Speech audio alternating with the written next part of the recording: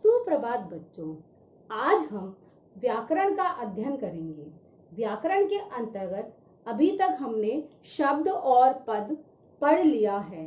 आज हम उपसर्ग और प्रत्यय का अध्ययन प्रारंभ करेंगे।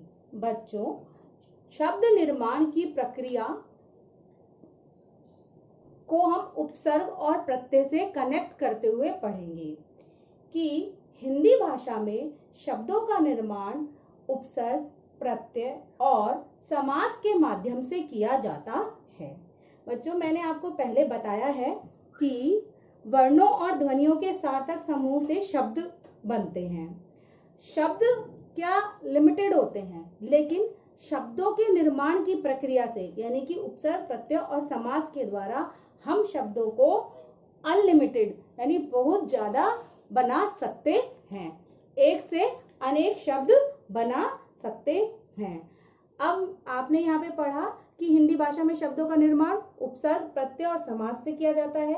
उदाहरण देखिए, जैसे सु, धन, कर्म। सुकर्म, यहाँ पर यह शब्द उपसर्ग के द्वारा बनाया गया है। इसमें सु उपसर्ग और कर्म मूल शब्द है।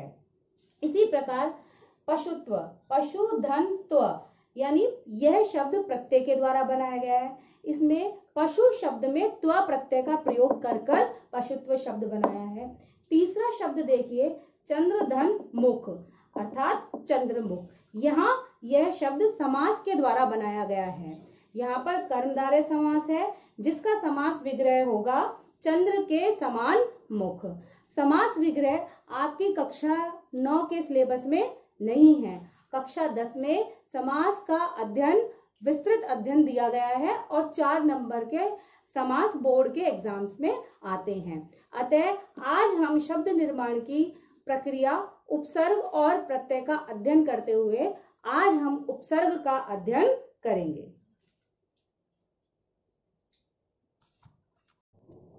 उपसर्ग शब्द की उत्पत्ति दो शब्दों उप प्लस सर्ग के योग से हुई है। उप का अर्थ है समीप और सर्ग का अर्थ है सृष्टि करना, अर्थात किसी शब्द के समीप आकर नया शब्द निर्मित करना। बच्चों, उपसर्ग वास्तव में शब्द होते हुए भी शब्द नहीं होते हैं। इन्हें शब्दांश कहा जाता है क्योंकि इनका प्रयोग स्वतंत्र रूप से नहीं किया जा सकता। उपसर्गों एवं प्रत्ययों का प्रयोग पूर्ण या सार्थक शब्दों के साथ किया जाता है। इस बात का ध्यान अवश्य रखना चाहिए, उपसर्ग तथा प्रत्यय दोनों का प्रयोग पूर्ण अथवा सार्थक शब्दों के साथ किया जाता है, अर्थात जिस शब्द का कोई ना कोई अर्थ निकले। सार्थक शब्द वही होता है जिसका अर्थ होता है, उनके साथ किया जाता है। जो शब्दांश किसी शब्द के पहले जुड़कर उसके अर्थ में विशेषता उत्पन्न कर देता है अथवा अर्थ में कोई परिवर्तन ला देता है, उसे उपसर्ग कहा जाता है।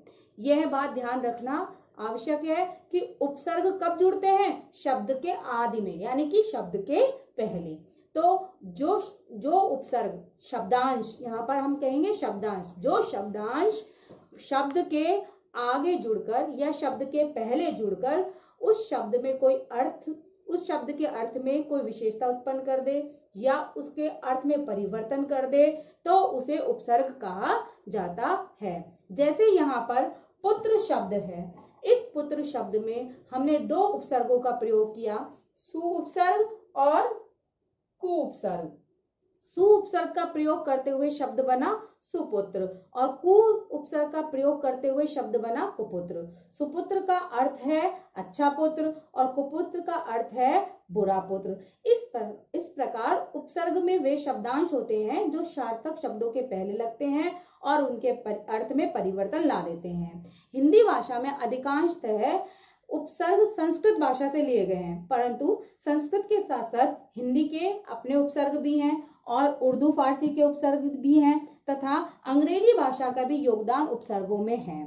तो अब हम अध्ययन करेंगे उपसर्ग के भेद, यानी उपसर्ग कितने प्रकार के होते हैं। उपसर्ग के प्रकार। हिंदी भाषा में उपसर्गों को निम्नलिखित भागों में विभाजित किया जाता है। पहला संस्कृत के उपसर्ग, हिंदी के उपसर्ग, उर्दू फारसी के उपसर्ग, अंग्रेजी के उपसर्ग। जैसा कि मैंने बताया आपको कि बेटा उपसर्ग के अर्थ होते हैं, उपसर्ग शब्दांश होते हैं और शब्दांशों के अर्थ होते हैं, और इन शब्दांशों का प्रयोग हम स्वतंत्र नहीं कर सकते।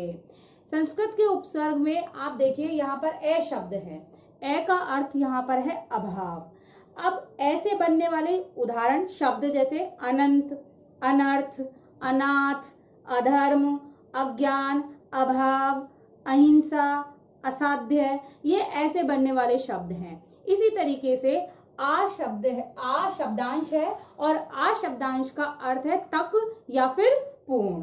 अब यहाँ पर इससे बनने वाले शब्द हैं आक्रमण, आजीवन, आचरण, आमरण। इस तरीके से हम बहुत से शब्द बना सकते हैं। इसी तरीके से अनु शब्द है, अनु शब्दांश है जिसका अर्थ है पीछे। इससे बनने वाले हैं अनुमान, अनुकूल, अनुराग, अनुकरण, अनुज, अनुचर आदि। इसी तरीके से अव शब्द है, इसका अर्थ होता है बुरा या फिर हीन, जैसे अवगुण, अवशेष, अवनति, अवसान, अवतार, अवकाश, अवतरण आदि। इसी तरीके से जो शब्द है वह है अभि। अभि का अर्थ होता है समीप, चारों ओर या सामने। अभिमुख, अभियोग, अभिनेता, अभिमान, अभिनय, इससे बनने वाले शब्द हैं। इनका और जो और भी शब्द हैं ये तो सिर्फ उदाहरण के लिए हैं, ये आपकी व्याकरण की पुस्तक में दिए गए हैं, और जो इसके उदाहरण हैं, एग्जाम्पल्स हैं, वो आपकी पुस्तक में अर्थ दिया हुआ है और उनसे बनने वाले शब्द भी दिए गए हैं। हिंदी के उपसर्ग, हिंदी के उपसर्ग में आप देखिए अध शब्द है, इसका अर्थ होता है आधा, और इससे बनने वाले शब्द होते हैं अधपका, अधखिला, अधकचरा, अधमरा आदि। उन शब्द है, उनका मतलब होता है एक कम, अर्थात जैसे हम जब हम हिंदी की गिनती करते हैं तो 29, 59, 49, 29 मतलब 30 में एक कम, 59 मतलब 60 में एक कम, 49 मतलब 50 में एक कम। इस तरीके से हिंदी के उपसर्ग का प्रयोग करते हैं।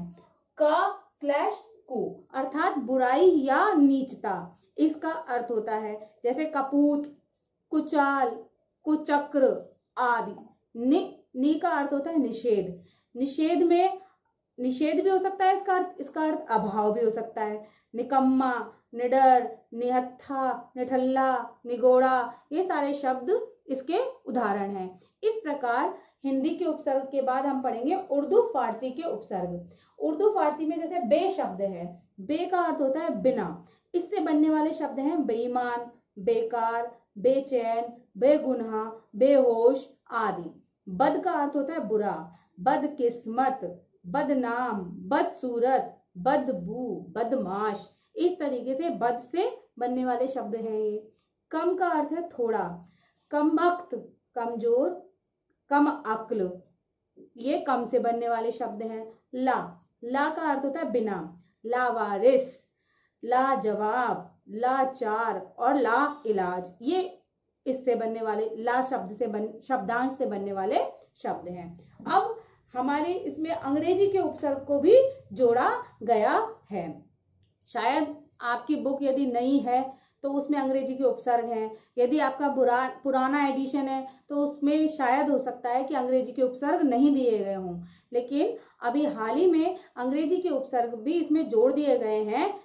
जैसे कि फॉर एग्जाम्पल हम देखें सब का अर्थ होता है अधीन, जैसे सब इंस्पेक्टर, सब कमेटी, सब जज, ये सारे वर्ड इसके अंदर आते हैं। अब डिप्टी या हम पढ़ें इस पर वाइस का अर्थ होता है उप, vice chancellor, vice principal, vice president, ये सारे शब्द अंग्रेजी के उपसर्ग हैं। चीफ का अर्थ है chief secretary, chief minister, chief engineer, chief justice. इस तरीके से चीफ का अर्थ यहाँ पर मुख्य है। चीफ शब्दांश हुआ और उसमें सेक्रेटरी, मिनिस्टर, इंजीनियर, जस्टिस आदि जोड़कर हमने नए शब्द बनाए। इस प्रकार हमारा उपसर्ग का अध्ययन यहाँ पर खत्म हुआ। अब आपको उपसर्ग अपनी व्याकरण पुस्तक में से उपसर्ग का अध्ययन करना है, अच्छे से इसके और एग्जाम्पल, उन शब्दांशों के अर्थ और उनसे बनने वाले शब्दों का अध्ययन करना है। अगली वीडियो में हम प्रत्यय का अध्ययन करेंगे। प्रत्यय का अध्ययन करने के बाद उपसर्ग और प्रत्यय दोनों का जो लिखित कार्य है वो मैं आपको एक साथ असाइनमेंट में भेज दूंगी और उसके बाद हम प्रैक्टिस भी करेंगे। धन्यवाद बच्चों, पढ़ते रहिए, घर पर रहिए, खुश रहिए।